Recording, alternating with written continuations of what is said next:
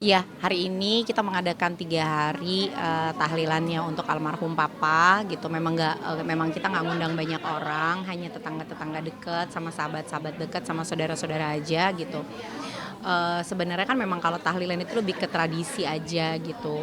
Jadi, kemarin itu kita ngambilnya di hari-hari ganjil, di hari pertama kemarin papa, terus hari ini hari ketiga, insya Allah nanti hari ketujuh sama, 40 hari sama 100 hari, biasanya sih gitu ya. Insyaallah Insya insyaallah. Allah, insya Allah mudah-mudahan kitanya juga, dikasih rezekinya, dikasih Sehat, sehatnya ya, gitu, banyak yang datang banyak yang juga, datang. banyak yang mendoakan.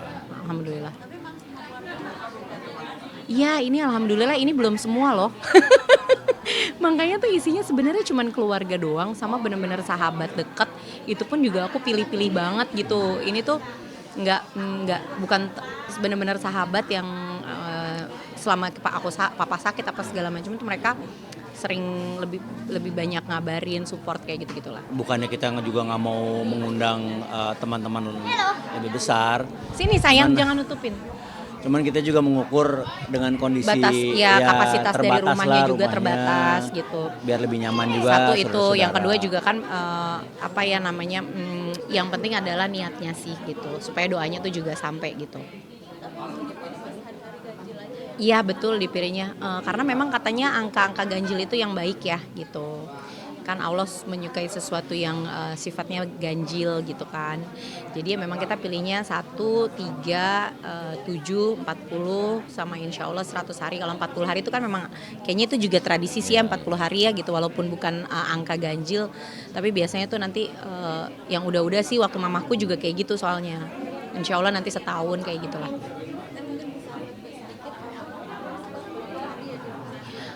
Oke, flashback sedikit, papa itu, total bener-bener 14 hari di RSPAD gitu. Dengan keluhan sakit yang awalnya kami orang awam itu ngiranya tuh papa cuman liver karena badannya kuning, terus, Awal gejalanya itu papa sakit pinggang, iya, sakit terus pinggang, badannya kuning kan, jadi kita ya. tuh berpikir secara secara awam nih, kita yang nggak ngerti biasanya kalau orang badannya kuning itu biasanya kalau nggak liver, hepatitis, atau yaitu batu empedu kayak gitu-gitu. Di awal tuh diagnosa kita gitu, tapi ternyata dokter tuh punya punya pemikiran lain lah gitu. Pasti kan dokter mereka lebih tahu ya gitu. Pemikiran dokternya, papa tuh jauh lebih daripada kita gitu. Dia udah curiga dari awal ketika ngeliat ciri-cirinya papa, hasil USG-nya, padahal itu masih USG ya. Dia udah bilang gitu, "Saya mau coba ini ya, saya mau coba, cek, Tes ya. eee, apa, kansernya." Dia bilang gitu, "Saya takut papa ada tumor," gitu. Ternyata memang setelah hasil tesnya keluar itu ya memang itu di di, eee, apa namanya, dilihat bahwa kansernya itu sudah masuk stadium 4. Iya, jadi gini, keterbatasan kami sebagai anak saat itu adalah bukan nggak berani, nggak kuasa banget untuk maksa papa ke rumah sakit. Ya namanya orang tua kadang mereka suka punya pemikiran sendiri ya. Ke rumah sakit tuh jadi hal yang menakutkan kayaknya buat papa aku. Mungkin sekarang setelah aku "Abai please."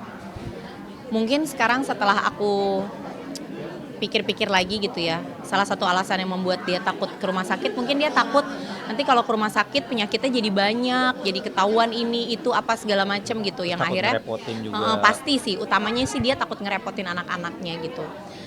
Terus kayaknya gitu yang bikin dia takut adalah nanti takutnya, merembet kemana-mana penyakitnya, dan kayaknya yang paling dia takutkan adalah nanti kalau udah ke rumah sakit nggak pulang lagi, kayaknya gitu ya, gitu yang aku bayangin sih gitu. Karena dia tuh nggak mau keluar kamar, kayak gitu-gitu waktu itu tuh. Jadi selama hampir 3 minggu tuh dia nggak pernah keluar kamar, makanan kita anterin ke kamar, sholat semua dia lakukan di kamar gitu.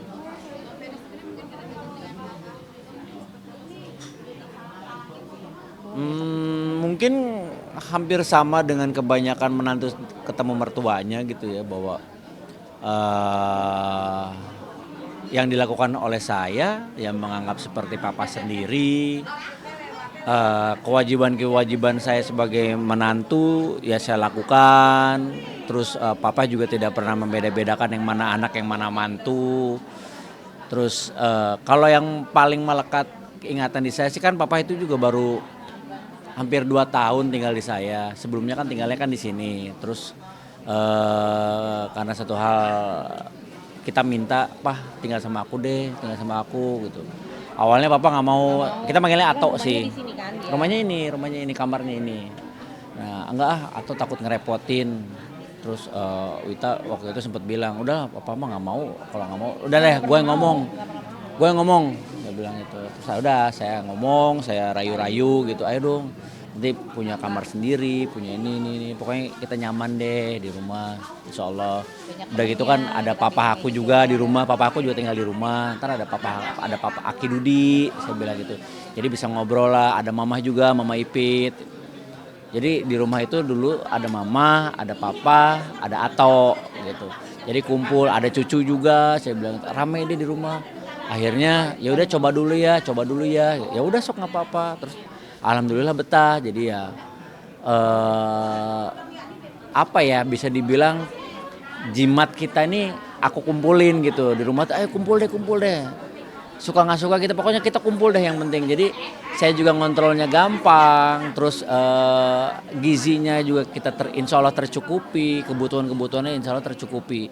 Terus sholat Jumat juga saya ada teman boncengan pakai motor gitu. Terus kalau sering ngobrol-ngobrol soal pandangan-pandangan menurut agama, kan beliau ilmu agamanya tinggi gitu. Jadi kalau ngobrol soal, kita lagi berdua nih kalau habis sholat Jumat atau di motor ngobrol, tadi ngebahas soal ceramah gini-gini. Iya tadi tuh gini Fer, gini-gini. Oh gitu ya. Oh iya.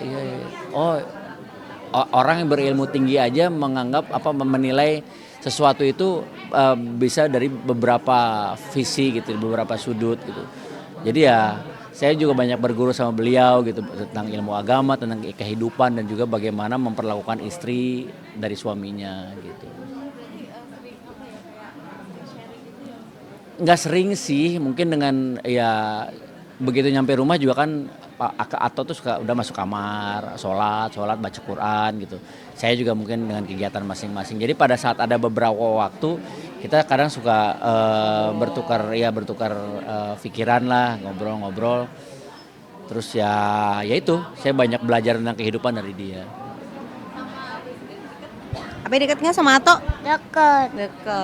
Kemarin itu saya maksa banget Abai kan sebenarnya kemarin tuh sempat takut datang ke rumah sakit gitu. Tapi aku paksa banget Abai ke rumah sakit yuk, aku bilang, karena Ato mau operasi. Dari sebelum operasi tuh Ato nanyain Abai terus udah berapa hari, aku bilang gitu. Terus jadi aku jemput lah dia ke sekolah kan, sebenarnya dia pulang sekolah tuh jam 2, jam 12 aku udah jemput, aku izin sama gurunya karena kakeknya mau operasi, aku bilang gitu. Alhamdulillah Abai sempat ketemu, sempat dipegangin tangannya, ngobrol, bercanda, karena biasanya ada kegiatan yang lucu banget. Dulu tuh waktu Atonya masih sehat, dia kan seneng jajan bakso. Ya Bay ya. Kalau bakso siapa yang bayarin? Ato. Jadi ada tukang bakso langganan kita panggilnya tuh Pak D. Nah si bakso itu lewat jam 3 atau jam 4 sore lah, jam sore asar. Habis dia sholat asar tuh biasanya kegiatan papa aku tuh habis sholat asar dia turun ke bawah, dia minum susu, terus dia nyemil di depan sambil ngelihat cucunya main. Itu pasti dia datang, dia pasti masuk ke dalam, naik ke kamar terus turun lagi bawa uang 20.000. Aku nanya, buat apa sih Pak? Ngapain sih Tok? Kok dijajanin terus? Aku bilang, gak apa-apa, dia tuh suka banget makan bakso gitu. Hampir setiap hari. Kadang aku suka bilang sama Bay, jangan jajan bakso terus nanti sakit perut. Gak apa-apa, orang dibeliin Ato gitu. Jadi tuh kayak gitu-gitu ya Bay. Iya. Ini tuh cucu kesayangannya Ato. Iya. Itu ya. Terus setiap kali sekolah kan pasti pamit kan. Itu pasti dia kayak Abai ngetok pintu. Atau aku berangkat ya gitu. Terus iya sayang, aduh cucu Ato ganteng, soleh gitu. Karena kan kamarnya tuh seberang-seberangan depan kita gitu. Abai ingat Ato nggak? Ingat nggak kalau Ato suka bilang apa? Suka beliin apa? Bakso. Terus apa lagi? Nasi goreng. Pamit Ato ya. Kalau sholat Jumat sama Ato pulangnya pakai motor, karena papa tuh biasanya kalau sholat Jumat setengah jam sebelum zuhur tuh dia udah nyampe di masjid gitu.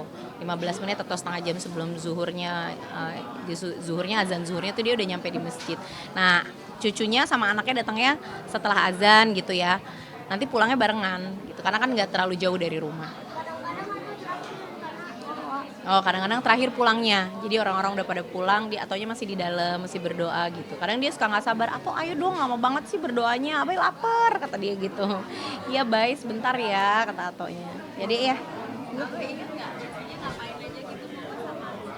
kalau berantem berantem apa sama Ato? Ato nggak boleh duduk situ, gimana? Iya. Mm-mm. Rebutan ayam. Rebutan ayam, Iya. rebutan Jeruk. jeruk gitu. Ya, bercanda sama Atonya. Gitu. Pas ya pastinya sih aku mengucapkan terima kasih juga untuk semua teman-teman, semua sahabat, saudara yang sudah datang takziah, datang ke tahlilannya almarhum papa, teman-teman media juga yang sudah menyempatkan diri nungguin dari tadi. Terima kasih banyak untuk supportnya, untuk doanya.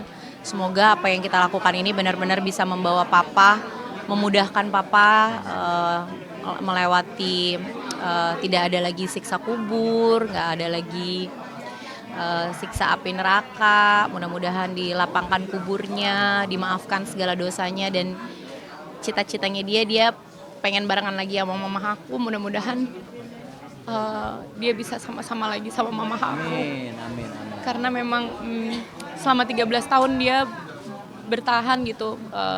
Dia selalu berdoa mudah-mudahan nanti dia bisa sama-sama mama lagi gitu. Cinta matinya emang Cinta Mama Liet matinya ya. mama aku. Iya, jadi mama aku tuh udah meninggal 13 tahun yang lalu. Kemudian sekarang papa aku memang dari kalau dia minta pengen pulang, pengen ketemu mama tuh udah bukan baru-baru sekarang, emang dari dulu gitu. Dari semenjak mama aku meninggal tuh selalu ngomongnya gitu. Iya, bener-bener. Mudah-mudahan ya cintanya, hidup dan matinya dia, mudah-mudahan mereka bisa berjodoh lagi, insya Allah gitu.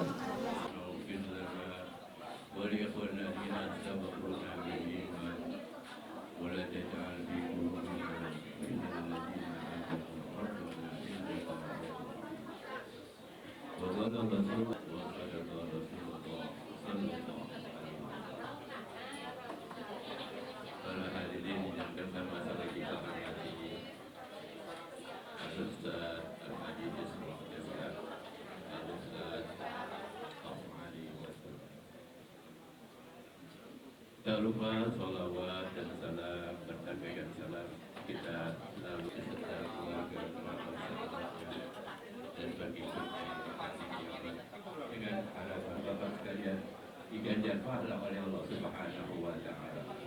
Dan juga kami keluarga mohon kirana dibukakan pintu maaf yang seluas-luasnya untuk mengisi La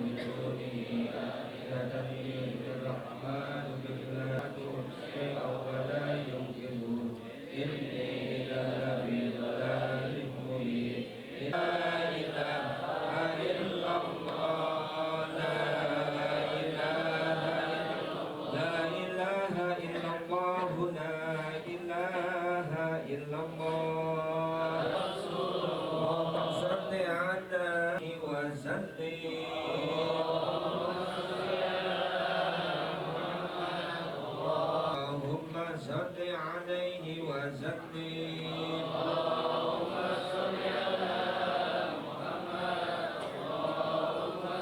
اللهم صل